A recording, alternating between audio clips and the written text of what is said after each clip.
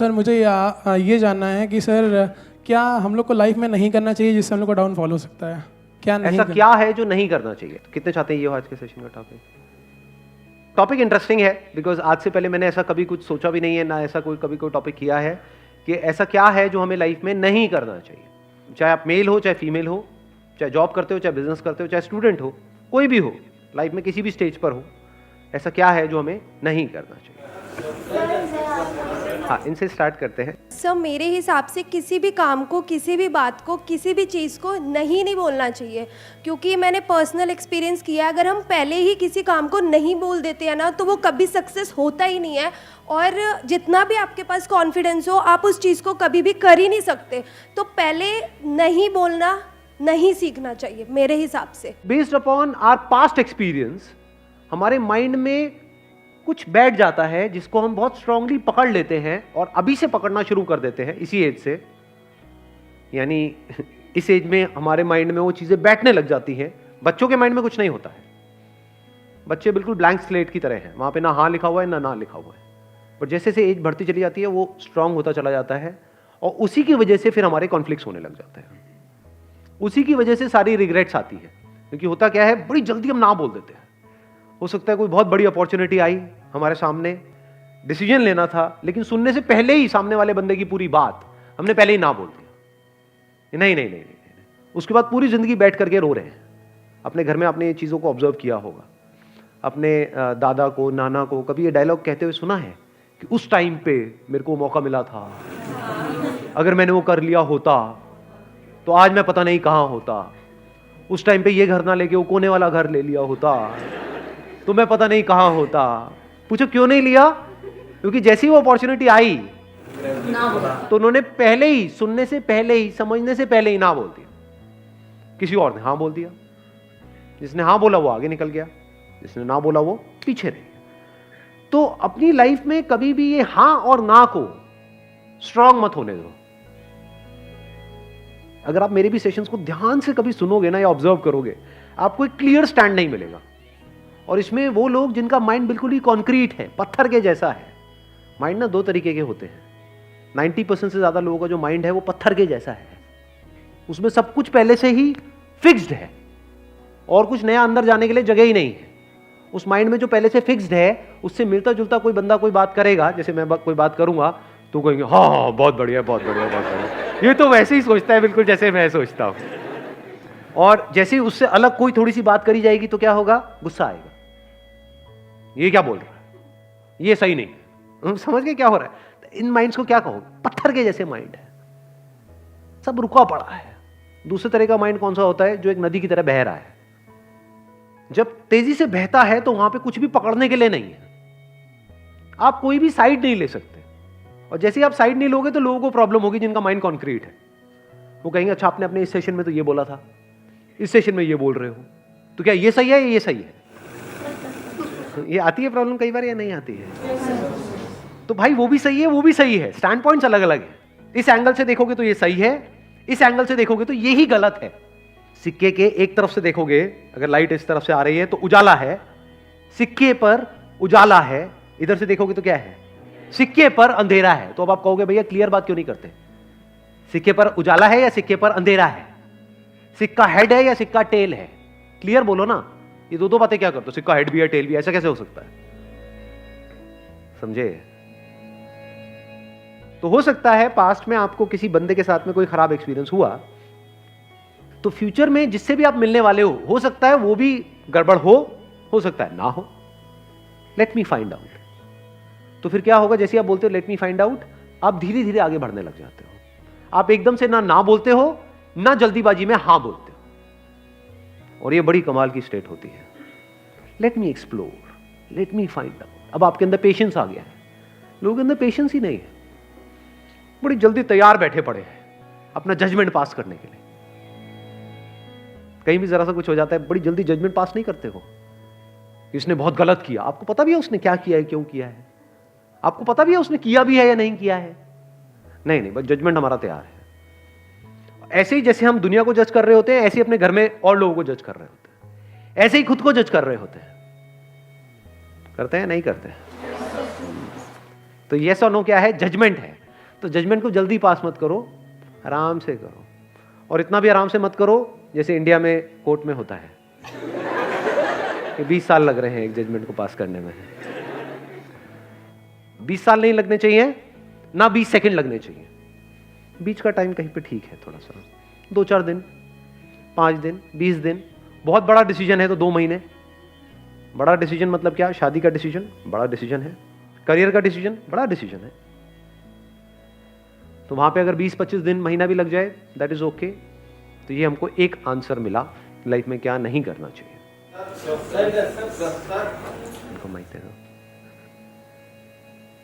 Actually sir मेरे को लगता है कि हमें हमारे ऊपर पर्सनली सेल्फ डाउट नहीं होना चाहिए कोई भी काम करने से पहले।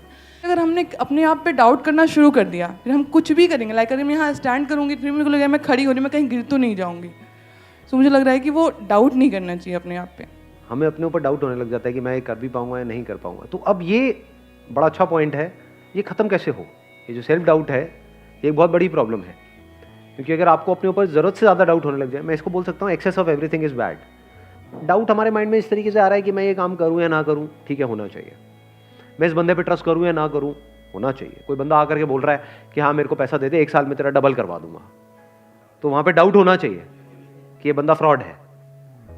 तो अब अगर ये सेल्फ डाउट आपको हेल्प कर रहा है तब तो बहुत बढ़िया है। अगर इस सेल्फ डाउट की वजह से आप अटक गए हो लाइफ में, ये सेल्फ डाउट इतना ज्यादा बढ़ गया है कि आपने अपने हथियार ही डाल दिए हैं, कि आप कह रहे हो कि नहीं अब तो कुछ हो ही नहीं सकता, मैं तो कुछ कर ही नहीं सकती, मैं तो कुछ कर ही नहीं सकता, मेरे तो कुछ बस का ही नहीं। हाँ वो सब कुछ कर सकता है, वो अलग मिट्टी का बना हुआ है, मैं नहीं कर सकता। ये आने लग जाता है, नहीं आता है। इससे कैसे बचे? अंदर तक आपको ये पता होना चाहिए, अंदर तक, कि आप में, मुझ में, किसी में भी कोई फर्क नहीं है। Brain is brain, body is body, brain is not your brain और माई ब्रेन। इस सच को देख पा रहे हो? सिर्फ ब्रेन में जो इंफॉर्मेशन पड़ी है वो अलग अलग है, बट जो ब्रेन है, जिस तरह से ब्रेन काम कर रही है, दैट इज सेम। उसमें इंफॉर्मेशन अलग अलग है। तो हार्डवेयर इज सेम, आंखें सेम है, शेप अलग अलग हो सकती है, बट जिस तरह से वो काम कर रही है, जैसे 2 कैमरास हैं अलग अलग कंपनीज के, तो बाहर से दिखने में अलग अलग हो सकते हैं, ब्रांड अलग अलग हो सकता है, पर जिस तरह से वो काम कर रहा है वो सेम है।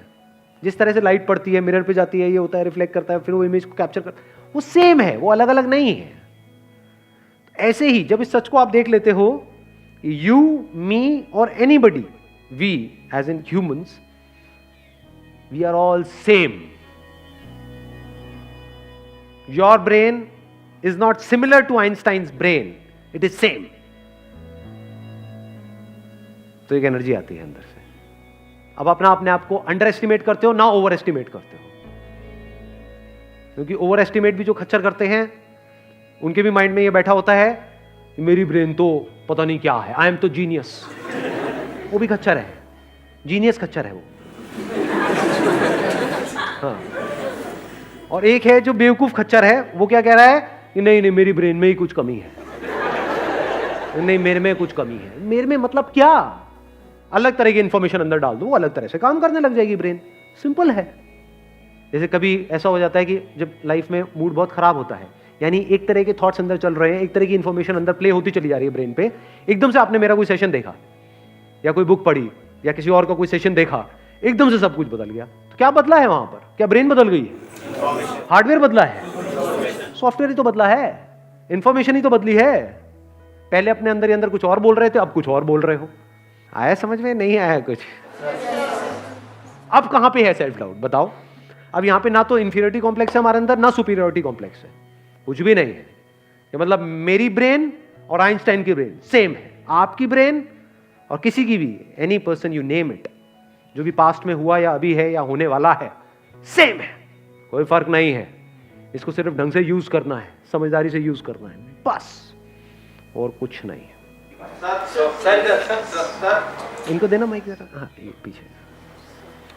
मैं बस ये कहना चाहता हूँ कि हमें अपनी जड़ों को नहीं भूलना चाहिए, अपने पेरेंट्स, उनके एक्सपीरियंसेस। बहुत अच्छा पॉइंट इन्होंने बोला है कि हमको अपनी जड़ों को कभी नहीं भूलना चाहिए। देखो एक पेड़ है, किस बेस पे डिसाइड होता है कि वो पेड़ कितना बड़ा हो सकता है? उसकी जड़ें कितनी अंदर तक है। तो अगर हमको ऊपर बढ़ना है, ऊपर मतलब आप कह सकते हो बाहर इस दुनिया में अगर बढ़ना है, तो अंदर जड़ें उतनी ही स्ट्रांग होनी चाहिए। अगर अपनी रूट्स को हमने छोड़ दिया और ऊपर बढ़ने की कोशिश कर रहे हैं तो गिर जाएंगे। थोड़ा सा आंधी तूफान आएगा, दिखेंगे भी नहीं कहां गए। तो हमें क्या नहीं करना चाहिए, कभी भी अपने माँ बाप की डिसरिस्पेक्ट नहीं करनी चाहिए किसी भी हालत में। अपने माँ बाप के बारे में कुछ बुरा सोचना तक नहीं चाहिए, करना तो बहुत दूर की बात है। और कुछ लोग थोड़ा बहुत पैसों के चक्कर में पता नहीं क्या क्या कर रहे हैं। किसके साथ? अपने माँ बाप के साथ। कौन है माँ बाप? आपकी जड़ें हैं। और सोचो, आपको एक मजेदार बात बता देता हूं कि जो बंदा, अगर आपको पहचानना हो ना कि वो बंदा कैसा है, कि उस बंदे के साथ उस पर भरोसा करना चाहिए नहीं करना चाहिए, तो उस बंदे को ये देखो कि वो अपने माँ बाप के साथ कैसे बिहेव करता है। उसने अपने माँ बाप के साथ क्या किया।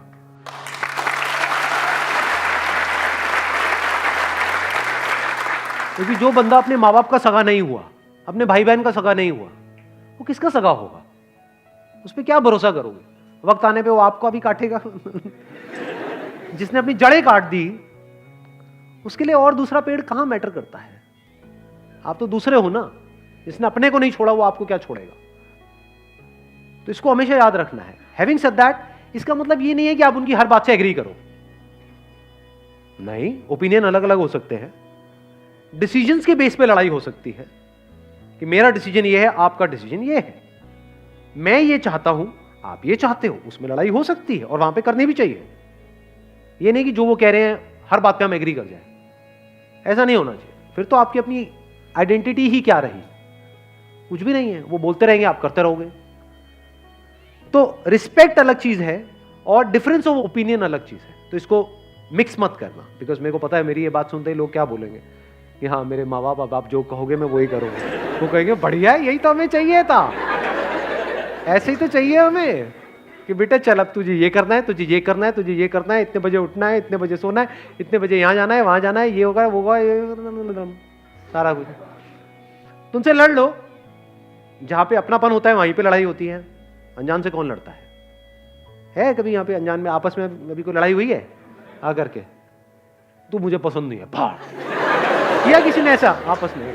हाँ, नहीं किया। क्यों नहीं किया? क्योंकि अनजान है। क्या अपने अपने घर चले जाना है सबको इस सेशन के बाद में?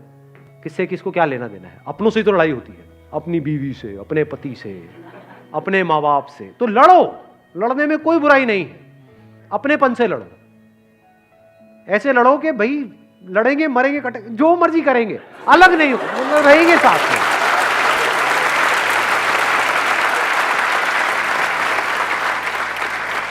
इसको इस तरह से भी कह सकते हो, आपस में लड़ेंगे, बाहर का कोई आएगा तो फिर हम एक हो जाएंगे, फिर नहीं छोड़ेंगे। या एक्चुअल में अगर कोई मुश्किल आएगी तो हम सब एक है। हाँ, आपस में हमारा चलता रहता है थोड़ा बहुत, उसमें कोई बुराई नहीं है। तो जड़ों को याद रखने का मतलब, जड़ों को ना भूलने का मतलब कि कुछ ऐसे लोग हैं आपकी लाइफ में जो आपको अंदर तक पता है कि ये मेरे अपने हैं। कैसे पता है?